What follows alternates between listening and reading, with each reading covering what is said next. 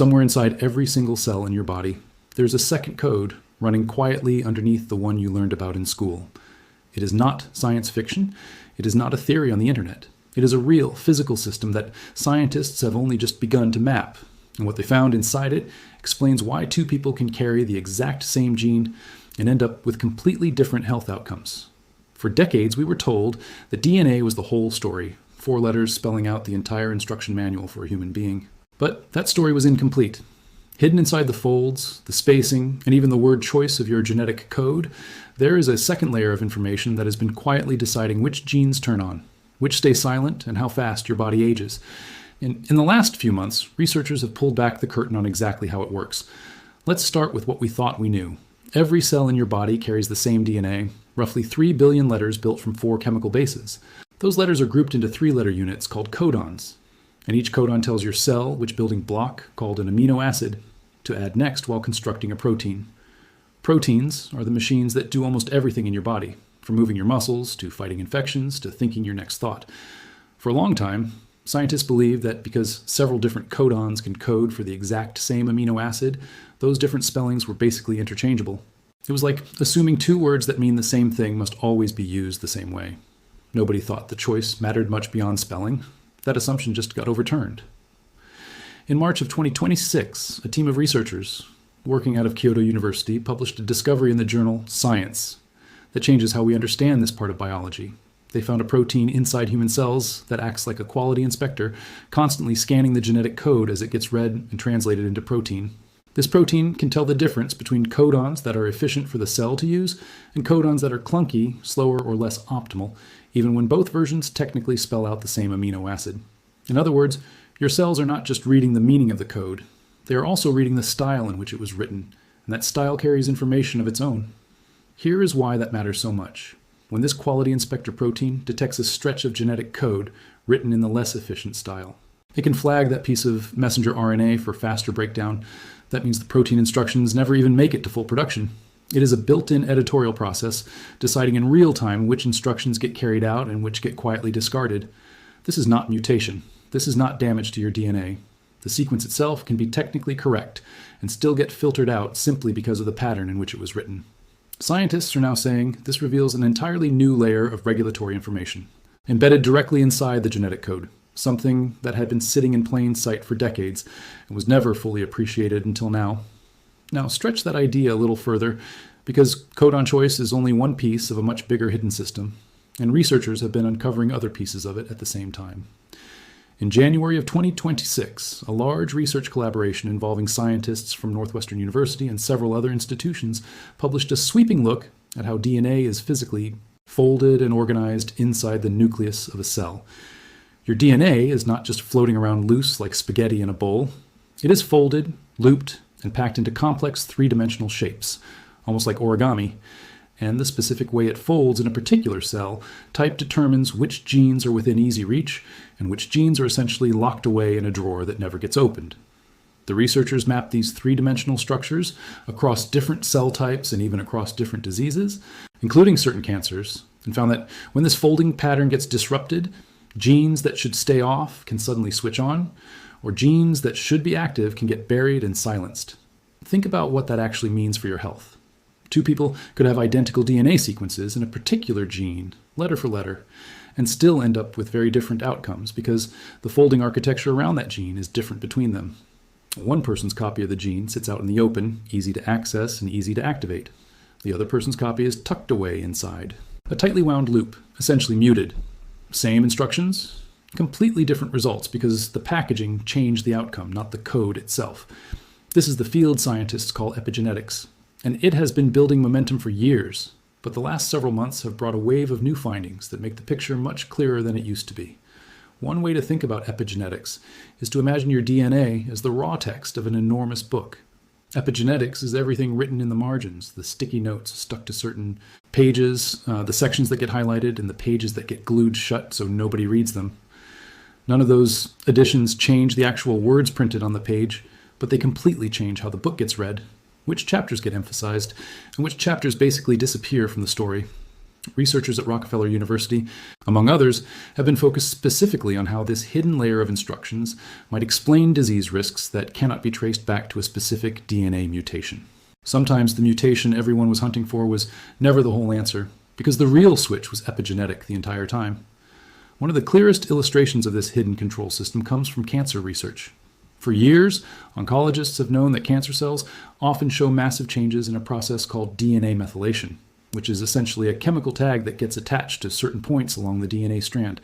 These tags do not alter the genetic letters underneath them, but they act like off switches, silencing genes that would otherwise slow down or stop uncontrolled cell growth. Researchers at Johns Hopkins, building on decades of foundational work, showed that cancer genomes often undergo a global loss of these methylation tags in some regions while gaining unusually dense clusters of them in others. The genes that get silenced this way are frequently the very genes responsible for keeping cell division in check. It is not that the safety instructions were deleted from the book. It is that someone taped over the page so the cell can no longer read them. And here is where it gets genuinely hopeful. If genes can be silenced by tags rather than deletions, then in theory, those tags could be removed, and the silenced genes could be switched back on. That is no longer just theory. Earlier this year, researchers demonstrated a new version of the CRISPR gene editing system that does not cut the DNA strand at all. Instead of the traditional approach of slicing through the genetic code, this newer method goes in and strips away the chemical tags, sitting on top of the DNA, the same kind of methylation tags responsible for silencing. When those tags were removed in the lab, previously silent genes switched back on. That result is powerful because it confirms, almost like a controlled experiment, that these tags really were the thing keeping the gene quiet in the first place. It is one thing to observe a correlation. It is another thing to remove the tag and watch the gene wake back up on command. This hidden layer does not just affect disease. It also appears to control something every single one of us cares about, and that is how fast we age. Scientists have developed tools called epigenetic clocks, which read patterns of these chemical tags across your genome and use them to estimate what your body's biological age actually is, as opposed to the age listed on your birth certificate. Two 40-year-olds can have wildly different biological ages according to these clocks, and that difference tracks surprisingly well with future health outcomes. Earlier this year, researchers running a large clinical trial in older adults found that something as simple and accessible as a daily multivitamin appeared to slow the pace of these epigenetic clocks over a 2-year period. That is a striking result because it means the hidden layer controlling gene expression is not fixed at birth and locked in stone. It responds, at least partly, to everyday choices, nutrition, and environment. There's another thread in this story worth pulling on, and it involves aging at the level of your blood stem cells. In April of this year, researchers discovered that a protein normally associated with triggering cell death appears to have a completely separate, secret job as well. Instead of killing blood stem cells outright, this protein quietly damages the energy-producing machinery inside them, the mitochondria, gradually sapping their power and weakening their ability to divide and renew properly over time. That slow erosion of energy production inside stem cells is now considered one of the drivers of the fatigue, slower healing, and weaker immune response that tend to show up as people get older. It is not a dramatic single event. It is a quiet, cumulative process happening at a level most of us never think about. Put all of these threads together and a much bigger picture starts to form. Your genes are not simply on or off switches determined once at conception and never touched again. There is a constant dynamic layer of regulation running on top of the raw genetic code, deciding in real time which instructions get carried out, which ones get buried in folded loops of DNA, which ones get tagged and silenced, and which ones get filtered out simply because of the style in which the code was written. This hidden layer helps explain identical twins who develop different diseases despite sharing the same DNA. It helps explain why stress, diet, sleep, and environment can measurably shift how your genes behave without ever touching the letters themselves. It helps explain why some cancer drugs designed to target specific genes fail unexpectedly in real patients, because researchers recently discovered that closely related proteins involved in one major class of cancer drugs, called BET inhibitors, do not actually perform identical jobs inside the cell the way scientists assumed for years. Two proteins that looked like twins on paper turned out to behave completely differently once researchers looked closely enough. If you're enjoying this deep dive into the hidden systems running your own biology, go ahead and hit that like button right now. It genuinely helps this channel reach more curious minds just like you. What makes all of this feel different from typical science headlines is the timing. Nearly every discovery mentioned here was published within the last several months, not decades ago. The codon reading protein from Kyoto University, the three-dimensional genome mapping from Northwestern, the tag-removing version of CRISPR, the multivitamin trial tied to epigenetic clocks, the mitochondria-damaging protein in blood stem cells, all of it landed between the end of last year and the middle of this one. That means the field is not slowly chipping away at old questions anymore. It is accelerating, with new pieces of the hidden layer being mapped almost every month. And each new piece is forcing scientists to rewrite parts of the textbook that felt settled just a few years ago. There's also a deeply personal angle hiding inside all of this research, because it reframes the old nature versus nurture argument in a much more precise way. It is not really a battle between your genes and your environment anymore. It is a conversation between the two, mediated by this hidden regulatory layer. Your environment, your food, your stress levels, your sleep, even the air you breathe, can physically influence which chemical tags get placed on your DNA and which three-dimensional folding patterns your genome settles into. Those changes then determine which of your genetic instructions actually get carried out. You are not simply stuck with the hand you were dealt at birth. You are, in a very real biochemical sense, still writing sections of the story, one tag, one fold, one codon choice at a time. This also raises a fascinating and slightly unsettling question about inheritance. Scientists studying this hidden layer are increasingly asking whether some of these epigenetic tags can be passed down from parents to children, carrying forward not just genetic letters, but also some of the marks and folding patterns shaped by a parent's own life experience. Researchers at Rockefeller University are actively investigating whether disease risks that seem to run in families, without a clear DNA mutation to explain them, might actually be traced back to this kind of hidden inheritance. If that turns out to be broadly true, it means the story of your health did not start the day you were born. It may have been shaped in part by choices and exposures from a generation before you, encoded not in new genetic letters, but in the invisible instructions layered on top of the ones you already had. None of this diminishes the importance of the classic genetic code you learned about in school. The four-letter alphabet still matters enormously, and mutations in that alphabet still cause very real diseases. But what this wave of research shows is that the alphabet alone was never the whole story. It was always more like the raw text of a manuscript sitting inside a much larger, much more dynamic publishing system. One with editors deciding what gets emphasized, proofreaders flagging inefficient phrasing, and archivists deciding which chapters get sealed away and which stay open for anyone to read. And what they are finding suggests this hidden layer may end up being just as important to your health as the genetic code itself. Let's slow down for a moment and really sit with the codon discovery, because it is easy to skim past how strange it actually is. Imagine you had two ways to write the exact same sentence using different words that mean the exact same thing. On paper, a reader would understand both sentences identically. But now imagine a hidden editor sitting behind the scenes, someone who prefers one version over the other and quietly shreds the version they consider clumsy before it ever reaches the reader. That is essentially what the newly discovered protein is doing inside your cells. It does not care that both codons technically produce the same amino acid. It cares about the pattern, the rhythm, the efficiency of how that instruction is written, and it uses that pattern to decide whether the instruction survives long enough to be used. Scientists gave this protein a name, DHX29, and what makes the discovery remarkable is that this protein was already known to science for other reasons, yet nobody had connected it to this particular job until now. It had been hiding in plain sight, doing important work that nobody thought to look for.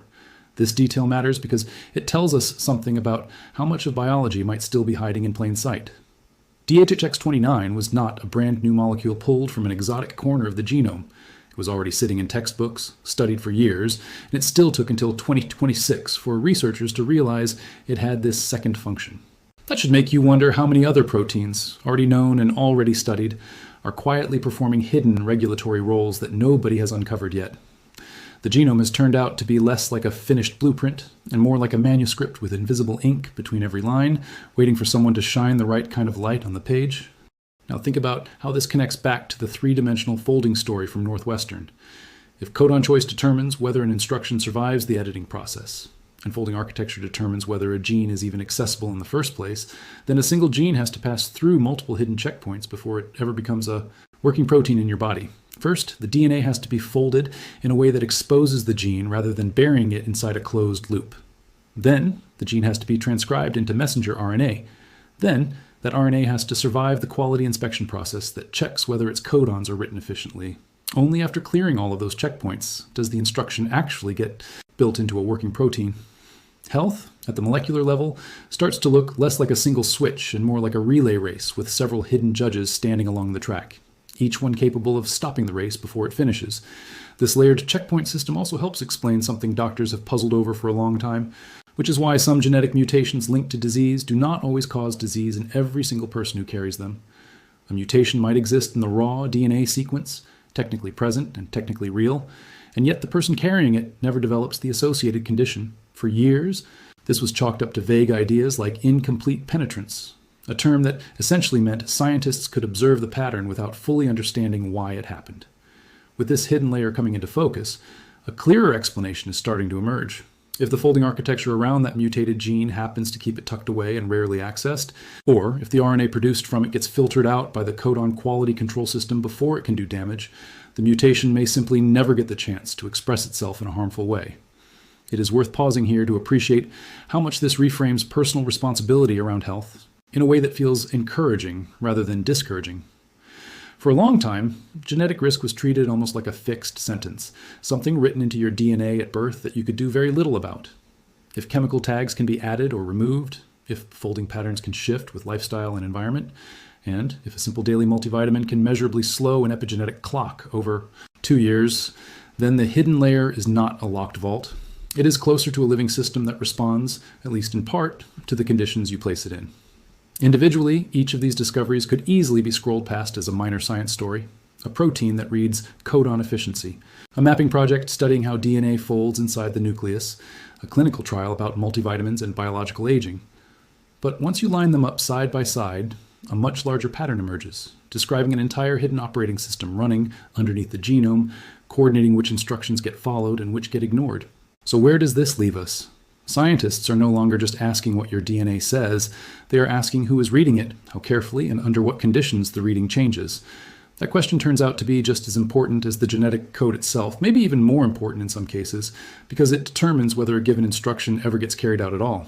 The next time you hear about a disease running in a family without an obvious genetic cause, or twins who grew up with identical DNA but ended up with very different health outcomes, you will have a much better sense of where to look.